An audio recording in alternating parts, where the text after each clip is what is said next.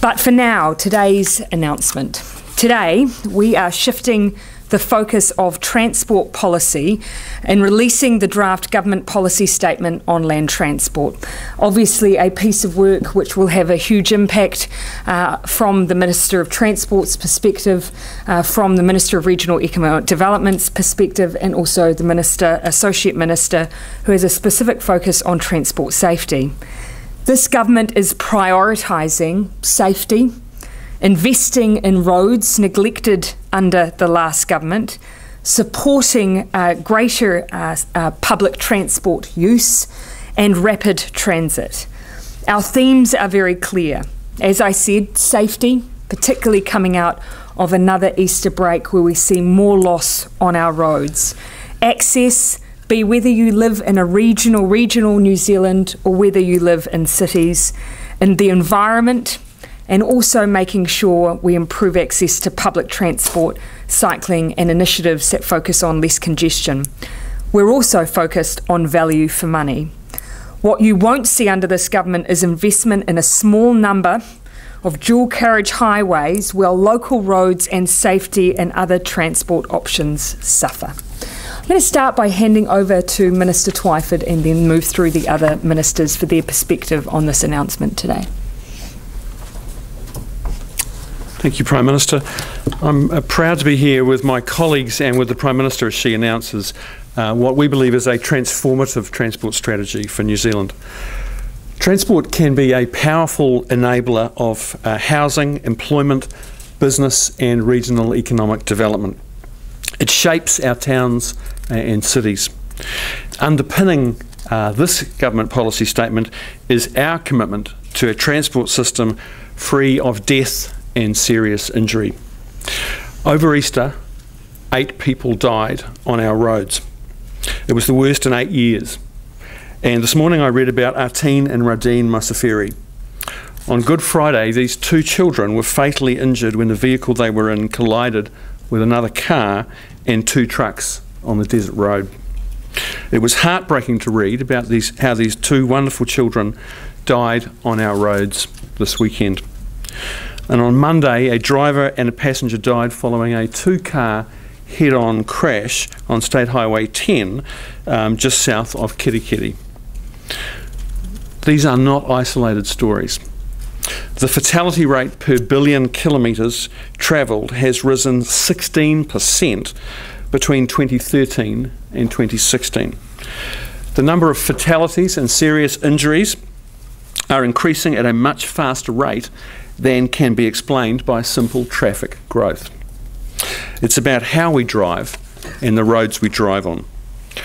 Over 100 people have died between January and March 2018 on the roads. The deaths of our friends and family and neighbours is no longer a price we pay to travel. It is absurd to call it a road toll. We will not tolerate it any longer. Early work by the New Zealand Transport Agency and the Ministry of Transport suggests that there may be around $800 million worth of high-value road safety improvements in need of funding on local roads alone. It's estimated that once complete, these improvements could prevent 160 deaths and serious injuries per year. 160 deaths and serious injuries per year. And that's less than half the cost of the previous government's East-West Link motorway project.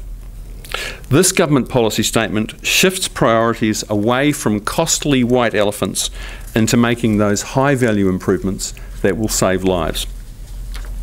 I want to make a comment about regional and local roads. Over the 9 years of the last national government's transport spending through the National Land Transport Program reduced in the West Coast, Taranaki, Southland, Otago, Northland, Hawke's Bay, Gisborne and the Bay of Plenty.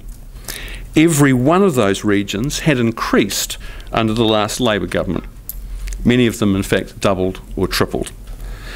Instead of hand-picked low-value and very expensive urban motorway projects, this government will double the spending on regional road improvements over the next 3 years. Half of all vehicle journeys are on local roads, and yet less than only 5% of the National Land Transport Program has been spent on improving them. In order to fund its pet projects, National starved local and regional roads.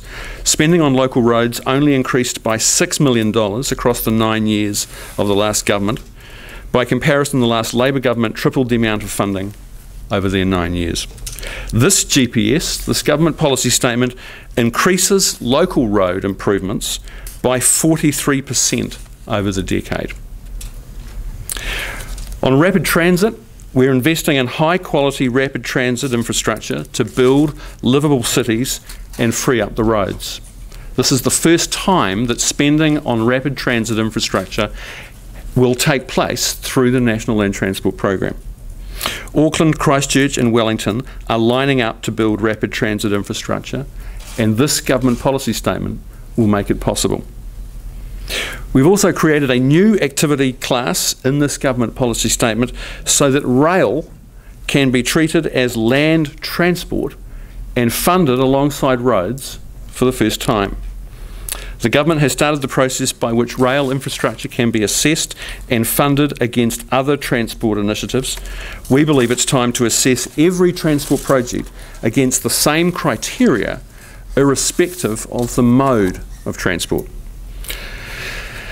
Finally, on petrol excise and road user charges, the two main sources of funds for the National Land Transport Fund, what this government did not know when we took office, and what the previous government did not disclose, is that the New Zealand Transport Agency had advised Simon Bridges, the former Transport Minister, that the petrol excise and road user charges needed to increase to just pay for the previous government's promises on a few hand-picked expressways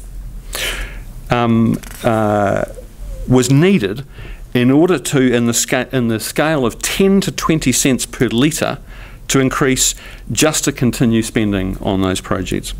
We've chosen to limit the increases on petrol excise and road user charges to the lowest end of Simon Bridges' range.